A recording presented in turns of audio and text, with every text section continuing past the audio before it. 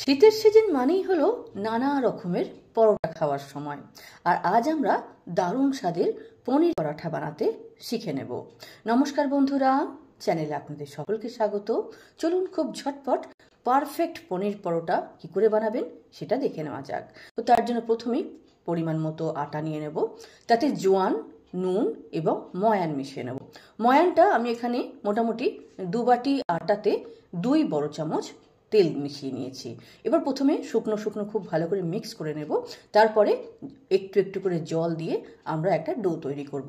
সবসময় মনে রাখবেন যে পরোটার আটা কিন্তু সবসময় একটু নরমভাবেই মাখতে হয়, আর যদি স্টাফিং মানে পুর দেওয়া পরোটা হয় তাহলে তো অবশ্যই এই রকম একটু নরম নরম করেই আপনাকে আটার ডোটা বানাতে হবে।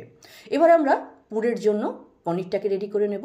তো পনির আপনি বাজার থেকে আনতে পারেন বা বাড়িতেও পনির বা ছানা বানিয়ে নিতে পারেন। তো আমি এখানে ছানা বানিয়ে নিয়েছি বাড়িতে।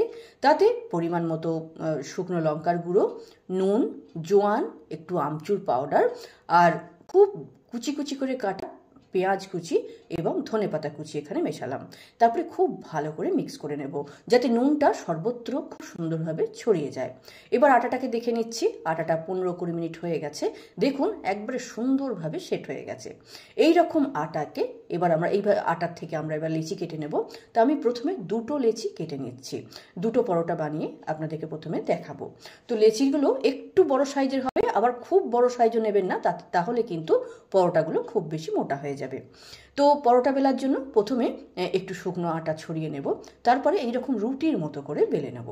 এইবার পুরটা এই মাঝখানে দেব, রুটির মাঝখানে পুরটা দেব।